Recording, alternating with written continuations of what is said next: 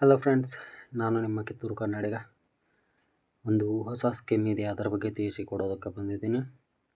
ಹಸು ಎಮ್ಮೆ ಖರೀದಿಗೆ ಸಾಲ ಸೌಲಭ್ಯ ಪಶುಪಾಲನಾ ಯೋಜನೆಗೆ 2025ರಲ್ಲಿ ಅರ್ಜಿಯನ್ನು ಸಲ್ಲಿಸಿ.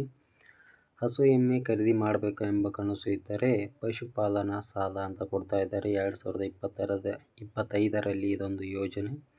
ನಿಮಗಾಗಿ ಕಡಿಮೆ ಬಡ್ಡಿ ದರದಲ್ಲಿ ಹಣ, ಸಬ್ಸಿಡಿ ಲಾಭ ಸಿಗಲಿದೆ. ಅರ್ಜಿಯನ್ನು ಹಾಕಿಕೊಳ್ಳಿ. ಅರ್ಜಿ ಹಾಕೋದನ್ನು ಹೇಗೆಲ್ಲ ಅರ್ಜಿಯನ್ನು ಹಾಕಬೇಕು, ಏನೆಲ್ಲ ಡಾಕ್ಯುಮೆಂಟ್ಸ್ ಬೇಕು ಅನ್ನೋದನ್ನು ಹೇಳ್ತೀನಿ. ವಿಡಿಯೋನ ಕೊನೆವರೆಗೂ ನೋಡಿ. ದಯವಿಟ್ಟು ವಿಡಿಯೋನ ಯಾರು ಸ್ಕಿಪ್ ಮಾಡೋದಕ್ಕೆ ಹೋಗಬೇಡಿ. ಗ್ರಾಮೀಣ ಜನತೆಗೆ ಹಸು ಎಮ್ಮೆ ಪೋಷಣೆಗಳ ನೆರವು. ಬ್ಯಾಂಕುಗಳಿಂದ 85% ಹಣಕಾಸು ಸಹಾಯ, ಸಬ್ಸಿಡಿ ಸಹಿತ ಅರ್ಜಿ ಸಲ್ಲಿಸಲು ಸಾಧ್ಯತೆ.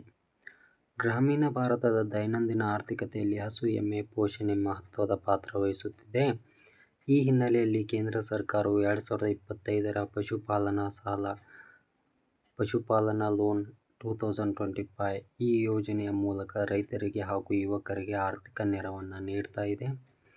ಈ ಯೋಜನೆಯ ಮೂಲಕ ಹಸು ಎಮ್ಮೆ ಖರೀದಿ, ಹವಾಮಾನ ನಿರೋಧಕ ಕೊಟ್ಟಿಗೆ ನಿರ್ಮಾಣ ಮತ್ತು ಹಾಲು ಉತ್ಪಾದನೆ ಘಟಕ ಸ್ಥಾಪನೆಗೆ ಸಾಲ ಸಿಗುತ್ತದೆ. ಈ ಸಾಲವನ್ನು ರಾಷ್ಟ್ರೀಯ ನ್ಯಾಷನಲ್ ಬ್ಯಾಂಕ್ಸ್, ಸಹಕಾರಿ ಮತ್ತು ಪ್ರಾದೇಶಿಕ ಗ್ರಾಮೀಣ ಬ್ಯಾಂಕುಗಳಿಂದ ಪಡೆಯಬಹುದು. ಪ್ರಮುಖವಾಗಿ NABARDನ ಸಹಕಾರವು ಈ ಯೋಜನೆಗೆ ಲಭ್ಯವಿದ್ದು, ವಿವಿಧ ವರ್ಗಗಳಿಗೆ ಭಿನ್ನವಾದ ಪ್ರಮಾಣದಲ್ಲಿ ಸಬ್ಸಿಡಿ ಒದಗಿಸಲಾಗುತ್ತದೆ. ಯೋಜನೆಯ ಉದ್ದೇಶ ಹಾಲು ಉತ್ಪಾದನೆ ಹೆಚ್ಚಿಸುವುದು, ರೈತರಿಗೆ ಪಾರಂಪರಿಕ ಆಧಾರದ ಜೊತೆಗೆ ಆಧುನಿಕ ಆದಾಯ ಮೂಲ ಒದಗಿಸುವುದು ಮತ್ತು ಗ್ರಾಮೀಣ ಉದ್ಯೋಗವನ್ನು ಉತ್ತೇಜಿಸುವುದು. 18 ರಿಂದ 65 ವರ್ಷದೊಳಗಿನ ಭಾರತೀಯ ನಾಗರಿಕರು ಈ ಸಾಲಕ್ಕೆ ಅರ್ಜಿಯನ್ನು ಹಾಕಬಹುದು. ಆದರೆ ಪಶುಪಾಲನೆ ಕುರಿತು ಪರಿಚಯ ಮತ್ತು ಅನುಭವ ಹಾಗೂ ಜಾನುವಾರುಗಳಿಗಾಗಿ ಸ್ಥಳ ಇರಬೇಕು. ಅರ್ಜಿಯನ್ನು ಹಾಕೋದಕ್ಕೆ ಏನೆಲ್ಲ ಡಾಕ್ಯುಮೆಂಟ್ಸ್ ಬೇಕು ಅನ್ನೋದನ್ನು ಹೇಳ್ತಾ ಇದ್ದೀನಿ, ಕರೆಕ್ಟಾಗಿ ಕೇಳಿಸ್ಕೊಳ್ಳಿ. ಆಧಾರ್ ಕಾರ್ಡ್, ಪ್ಯಾನ್ ಕಾರ್ಡ್, ವಿಳಾಸದ ದಾಖಲೆ, ಪಾಸ್ಪೋರ್ಟ್ ಫೋಟೋ, ಬ್ಯಾಂಕ್ ಪಾಸ್ಬುಕ್ ಇತ್ಯಾದಿ. ಮತ್ತೇನಾದರೂ ಡಾಕ್ಯುಮೆಂಟ್ಸ್ ಇದ್ದರೆ ಹೇಳ್ತಾರೆ. ಪ್ರಮುಖವಾದಂಥ ದಾಖಲೆಗಳು ಆಧಾರ್ ಕಾರ್ಡು, ಪ್ಯಾನ್ ಕಾರ್ಡು ಅಂದರೆ ನಿಮ್ಮ ಆಧಾರ್ ಕಾರ್ಡು ಅಂದರೆ ದಾಖಲೆಗೆ ಅಂದರೆ ಅಡ್ರೆಸ್ ಪ್ರೂಫ್ಗೆ ಆಧಾರ್ ಕಾರ್ಡ್ ಬೇಕು. ಹಾಗೆ ಒಂದು ಪಾಸ್ಪೋರ್ಟ್ ಸೈಜ್ ಫೋಟೋ ಮತ್ತು ಬ್ಯಾಂಕ್ ಪಾಸ್ಬುಕ್ ಇವೆಲ್ಲ ಇರಬೇಕು. ಸಾಲದ ಅವಧಿ, ಸಾಲದ ಪ್ರಮಾಣ. 2 ಹಸು ಅಥವಾ 2 ಎಮ್ಮೆ ಖರೀದಿಗೆ 1.5 ಲಕ್ಷದಿಂದ 3 ಲಕ್ಷದವರೆಗೆ ಸಾಲ.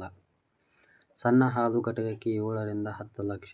ದೊಡ್ಡ ಘಟಕ 20+ ಜಾನುವಾರುಗಳಿಗೆ 15 ರಿಂದ 25 ಲಕ್ಷ. ಹೆಚ್ಚು ಅನುಕೂಲ ಪಡೆಯಲು SC, ST ಹಾಗೂ ಮಹಿಳೆಯರಿಗೆ 33.33% ಸಬ್ಸಿಡಿ ಲಭ್ಯವಿದೆ.